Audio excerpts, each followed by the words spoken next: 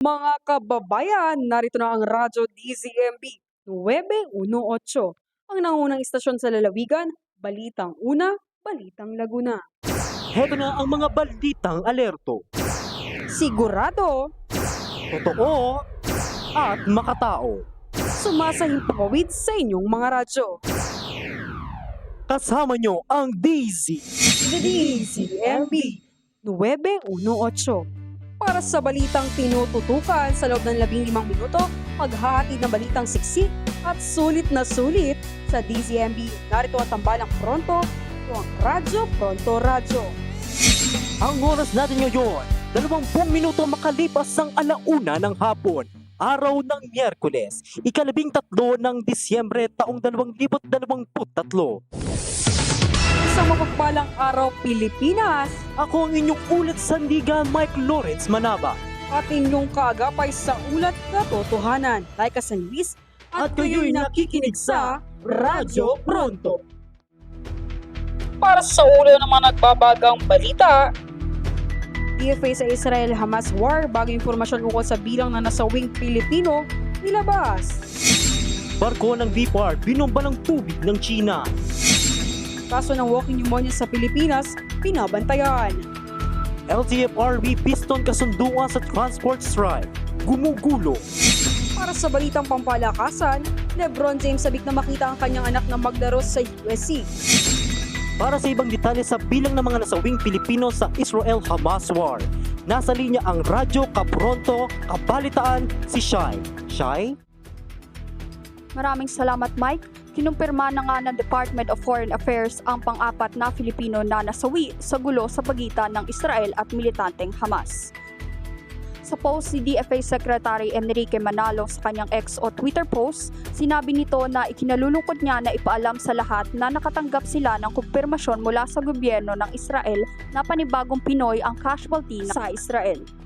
I regret to inform the nation that we have received confirmation from the Israeli government of another Filipino casualty in Israel. At iyan nga ang laman ng X-post ni DFA Secretary Manalo. Hindi naman idinitalye ng kalihim ang pagkakakilanlan ng biktima dahil na rin sa kahilingan ng pamilya nito, habang tiniyak naman niya sa pamilya ang tulong mula sa gobyerno.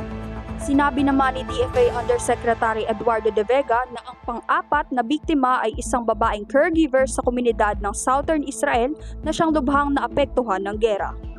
Ang biktima rin ay isa sa 3 Filipino na iniulat na nawawala sa Israel. Subalit hindi naman makumpirma kung ito ay binihag at pinatay ng militanteng Hamas. Kinumpirma naman ni De Vega na ang labi ng isa sa 4 na Pinoy na nasawi ay naibalik na sa Pilipinas ng kanyang asawa noong Nobyembre. Sa ngayon ay wala pang ulat tungkol sa 2 pang Pinoy na nawawala. Isa umano sa mga ito ay may hawak na Israeli passport at naturalized citizen doon. Maaaring ito na rin umano ang dahilan kaya hindi nagbibigay ng impormasyon ang gobyerno ng Israel tungkol sa kanila. Mike? Maraming salamat sa detalye, Radyo Kapronto, Kabalitaan, Shai Kaela. Barko ng BIPAR binomba ng tubig ng China. 3 barko nga ng Bureau of Fisheries and Aquatic Resources o BIPAR ang binomba ng tubig ng Chinese Coast Guard habang nasa gitna ng supply mission patungo sa Scarborough Shoal noong ika-9 ng Disyembre, pasado 9 ng umaga hanggang 12 ng tanghali na nangangahulugan tumagal ng 3 oras ang nasabing pambobomba. Base sa sitwasyon, iikot sana sa mga isla ang mga barko ng BIPAR para mamahagi ng petrolyo at iba pang supply pamasko sa mga mangingisdang Pilipino na lumalaot sa lugar. Habang binobomba ng tubig ng BIPAR vessels, nakabantay naman ang Chinese militia vessels sa di kalayuan. Ayon sa mga opisyal ng BIPAR vessel, ito ang unang pagkakataon na binomba sila ng tubig ng Chinese vessel. Dati-rati ay sinusundan lamang umano sila ng mga ito kapag may mission sila. Mahigit 30 Pinoy fishing vessel malapit sa Bajo de Mansilok sa West Philippine Sea ang nadalhan ng supply ng BIPAR. Bago ang pambobomba, nag-issue ng babala ang Chinese vessel na umalis sa lugar dahil sa teritoryo umano ito ng China ang Scarborough Shoal. Hindi ito pinansin ng BIPAR vessel sa iginigiit na nasa exclusive economic zone ng Pilipinas ang bahagi ng karagatan, kabilang sa mga hinarang at binomba ng water cannons ng BIPAR vessel, Dato Sanday, Dato Banghaw at Dato Tamlot. Ayon sa National Task Force West Philippine Sea, 8 beses umano binomba ng water cannons ng Chinese Coast Guard ang BIPAR vessel. Samantala nagkaroon din umano ng mapanganib ng pagmamimibra Maritime Militia na nag-deploy ng long-range acoustic device laban sa BFAR vessel. Nabatid pa na naglagay muli ng mga floating barriers ang Chinese Coast Guard sa southeast entrance ng Bajo de Masinloc. We demanded the Chinese government take immediate action to halt these aggressive activities and uphold the principle of international law in the sea from action that would infringe on Philippine sovereignty and endanger the lives and livelihood of Filipino fishermen who have traditionally fished in the area. Ayon sa NTFWPS na kinundina ng insidente. We firmly insist that this Chinese vessel leave Bajo de Masinloc, Scarborough Shoal immediately. Dagdag pa ng NTFWPS. Nabatid ng BFAR vessel ay nasa kanilang humanitarian at support mission para mamahagi ng oil at iba pang supplies sa mga mangingisda sa lugar na apektado ng pambobomba ng China na mangyari ang insidente. Yan lamang magbabalik pa ang Radyo Pronto para sa ilang paalala. Patingin ang score mo. Ayoko nga. O ayan, saksak mo sa bunbunan mo. Hoy, Ito naman, papansin ka? Napanood nyo na ba yung sa bawal judgmental ng Itbulaga? Bakit? Anong meron? Ay, may ayuda pa dyan. Napanood ko kasi kagabi lang. Ano siya, nagkaroon ng HIV. Hindi niya ata akalain na magkakaroon siya ng HIV. Tapos ang akala niya, mamamatay na siya. Ganon ang mindset niya raw nung mga oras na yon. Ay, wait. Tapos ano nangyari? Nag-search daw siya sa Google, tapos nakita niya ang sintomas daw ay pagkapayat, panunuyo ng balat at pagiging sakitin. Sabi niya daw man daw, di siya ganon. Wala raw siyang sintomas na ganon. 2 years daw eh. Anong 2 years? 2 years daw siyang tumakas doon sa problemang yon. Tapos isang beses naimbitahan siya na mag-host sa isang event. Tapos manghikayat daw ng mga LGBTQ na magpa-HIV test. Ay, mabuti yon. Hindi rin kasi madali yung ganyan eh.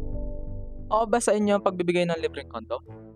Sa akin, oo. Lalo na ngayon na tumataas ang ating populasyon at dumadami na rin ang HIV. Nabalitaan ko nga, ang dami raw minor na HIV. Nabalitaan ko rin yan eh. Ang bata pa kasi nila para magkaroon ng ganong sakit eh. Diyos ko, di ba wala nang panggamot para dyan?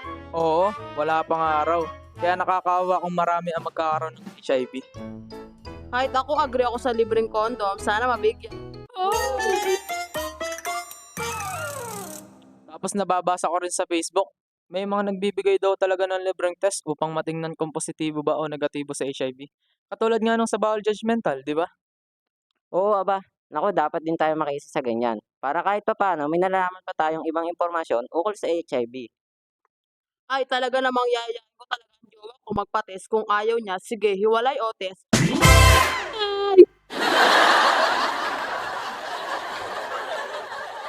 Kalimutan mo na yung mga gawain na yan. Huwag ka magpakaibang, dapat ay sa isa lang. Problema ng marami, dapat nang solusyonan. Ang HIV, delikado na yan. Magkaroon palagi ng kamalayan sa bawat nangyayari sa ating kapaligiran. Gumamit ng mga bagay na maaaring gamitin upang makaiwas sa sakit na ito tulad ng kondom at iba pang pamprotekta. Pagbibigay ng suporta at pansin sa taong may HIV ay isang pagpapatibay ng kapangyarihan upang wakasan ang diskriminasyon. Isang paalala mula sa DOH.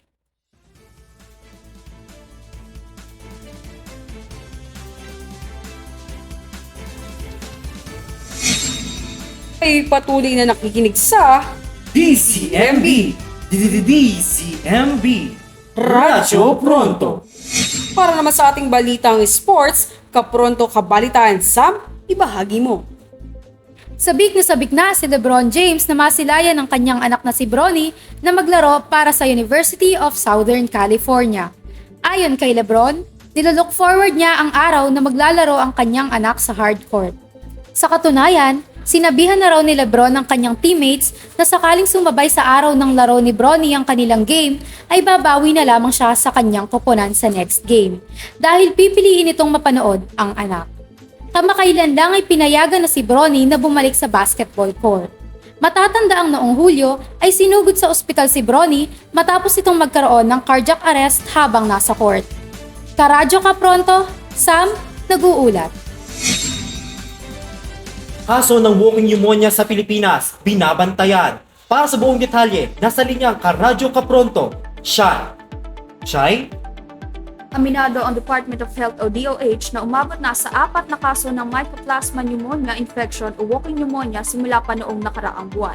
Binahagi ito ng Kagawaran ng Kalusugan ngayong Miyerkules, isang araw matapos tiyakin ni Health Secretary Teodoro Herbosa na wala pang outbreak ng kinatatakutang sakit sa Pilipinas sa ngayon. Ika-30 ng Nobyembre ng pag-ingati ni Health Secretary Eric Tayag ang publiko sa pagtaas ng kaso ng walking pneumonia, isang sakit na 95% drug resistant laban sa mga antibiotic sa mga bansa gaya ng China. At iyan ang aking mga detalyeng nakalap kapronto, Mike. Maraming salamat, Shai! Para sa mga detalye patungkol sa transport strike, kapronto Mikaela, ibahagi mo. Limitado ang epekto ng transport strike sa mga pampublikong sasakyan batay sa bilang ng mga libreng sakay o free ride rescue vehicles na nakadeploy sa National Capital Region. Ayon yan sa Land Transportation Franchising and Regulatory Board nitong Miyerkules. Sa pagbanggit ng datos mula sa unang 2 araw ng welga, sinabi ni LTFRB spokesperson Celine Pialago na nasa 50 ari-arian ng gobyerno ang naideploy araw-araw mula noong Lunes. Mas kaunti kaysa sa 66 na sasakyan na na-deploy sa nakaraang transport strike noong Oktubre. Hindi naman po nagre-relax ang LTFRB together with other attached agencies, MMDA, DOTR, para po tiyakin na may masasakyan ang ating mga pasahero.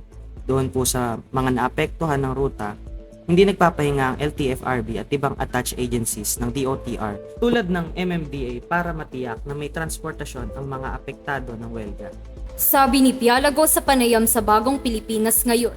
Nagsagawa ng 3 araw na transport strike hanggang Miyerkules ang pagkakaisa ng tsuper at operator nationwide o ang piston bilang protesta sa Public Utility Vehicle Modernization Program ng pamahalaan at sa consolidation requirement ng programa gayon din sa iba pang mga panukalang amyenda sa Omnibus Franchising Guidelines kamakailan. Sa pinakahuling datos ng MMDA, umabot sa 83 rescue vehicles ang naideploy noong Miyerkules at nakinabang ang 1,547 pasahero.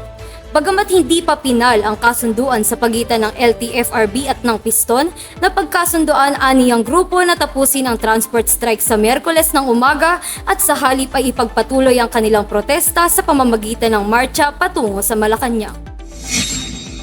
DZMB, Mata ng Bayan, Boses ng Katotohanan, DZMB.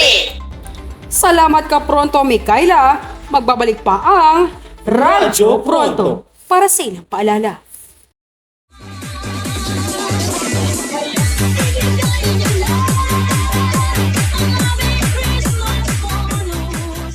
₱20,000 bonus para sa mga empleyado. Aprobado na ni Pangulong Marcos? Sana all! Sana all na lang talaga! Ay, sino-sino nga ba ang makakatanggap ng bonus na yan? So ito na nga, batay sa Administrative Order No. 12, ang Service Recognition Incentives ay one-time grant sa pare-parehong halaga na hindi lalagpas sa halagang ₱20,000. Bawat empleyado sa Executive Department kabilang ang mga makakatanggap ng incentives ay ang mga civilian personnel sa mga government agencies. Kabilang na rin ang mga nasa state universities and colleges. Ay, hindi na. Totoo ba yan? Makinig nga muna kayo, parang di nag-iisip. Uy! Oo, kami lang agad.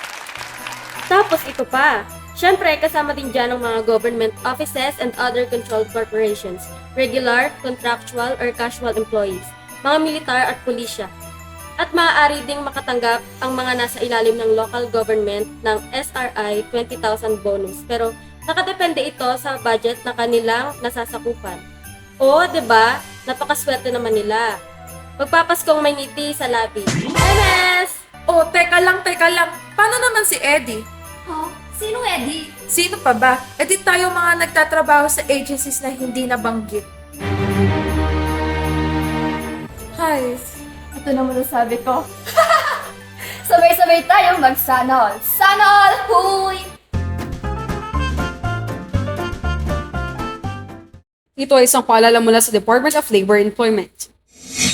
Kay patuloy na nakikinig sa DZMB, Radyo Pronto. Para naman sa latest showbiz update, kapronto ka chika, Mark Oliveros, ibahagi mo na! Michelle D, hindi pa tapos ang beauty pageant journey? Hindi masagot ng Pinay beauty queen na si Michelle Marquez D ang tanong ni Pep contributor Rose Garcia. Tinanong nito kung talaga bang tinapos na niya ang kanyang pagsali sa beauty competitions. Matatandaan ang kanyang magandang Miss Universe team na umabot hanggang top 10. At para sa ibang kababaihan, isa ng magandang karangalan na makaabot sa pinakamataas na organisasyon ng beauty pageant sa mundo. Pero ayon kay Michelle, siya daw ay naniniwala sa mga signs, kaya hindi pa niya masabi kung siya ba ay sasali pa o tuluyan na niyang tutudukan ang kanyang karera sa beauty pageant. Aniya, Ako, I'm the type of person that always looks for signs. Kahit ang pagsali ko sa Miss Universe 2023, I had to wait for a sign from the universe to join. Hindi ko talaga siya masasagot. Of course, I would love to say na ito na yung katapusan. Pero you'll never know what life throws at you. Ako, I'm just going to accept any opportunity that presents itself and always keep an open mind. But of course, hindi ko alam kung kaya ko pang lumaban ulit. Medyo pagod na po. But I'm just happy that all of you are proud. ako ang inyong kapronto na, kachika pa, Mark Oliveros, nagbabalita. Iyan po ang 15 minutong pagbabalita mula sa istasyong di lamang maghatid ng balita sa riwa, kundi balitang tumatatak din sa inyong puso at diwa. Ito ang inyong ulat sandigan, Mike Manaban. At lagi ninyong kaagapay, like San Luis. Balitang sigurado. Balitang alerto. Lahat ilalantad sa inyo'y nararapat. Radyo Pronto Radyo. DZMB 918.